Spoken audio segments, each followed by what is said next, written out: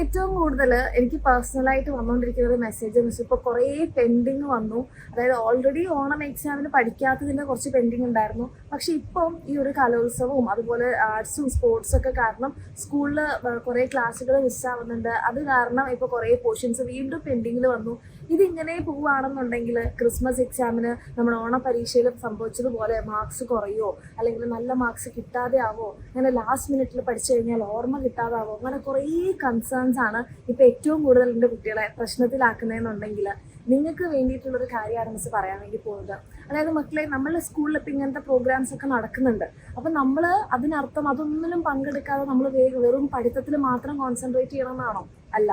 നമ്മൾ ഒരു കംപ്ലീറ്റ് ആവണമെന്നുണ്ടെങ്കിൽ, അതായത് നമ്മുടെ സ്കൂൾ ലൈഫ് നമുക്ക് എൻജോയ് ചെയ്ത് നല്ലപോലെ പോകാൻ പറ്റണമെന്നുണ്ടെങ്കിൽ നമ്മൾ എല്ലാ തരത്തിലുള്ള കാര്യങ്ങളിലും പാർട്ടിസിപ്പേറ്റ് ചെയ്യണം, അല്ലേ?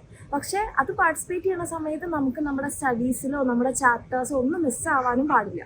പക്ഷെ നമ്മുടെ സ്കൂളിലെ കാര്യം എടുക്കുകയാണെന്നുണ്ടെങ്കിൽ നമുക്കിപ്പം നമ്മളൊരു പീരീഡ് ഇപ്പോൾ എന്തെങ്കിലും ഫെസ്റ്റിനൊക്കെ പോയി അല്ലെങ്കിൽ സ്പോർട്സിന് പങ്കെടുക്കാൻ പോയി കഴിഞ്ഞാൽ നമുക്ക് ആ ക്ലാസ് മിസ്സായി എന്ന് കരുതാം.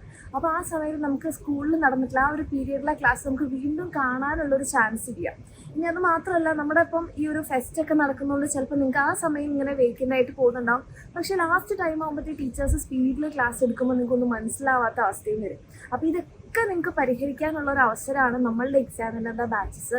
നമ്മുടെ ബാച്ചിൽ ഇപ്പം നിങ്ങൾക്ക് അറിയാം ലൈവ് ക്ലാസ്സുകളാണ് നടന്നുകൊണ്ടിരിക്കുന്നത്. അപ്പോൾ നിങ്ങൾക്ക് ഈ സമയത്ത് ഈ ലൈവ് അറ്റൻഡ് ചെയ്യാൻ പറ്റിയിട്ടില്ലെങ്കിലും ഒരു കുഴപ്പമില്ല, നിങ്ങൾക്ക് പിന്നീട് അതിൻ്റെ റെക്കോർഡഡ് ക്ലാസ് കാണാൻ വേണ്ടിയിട്ട് പറ്റും.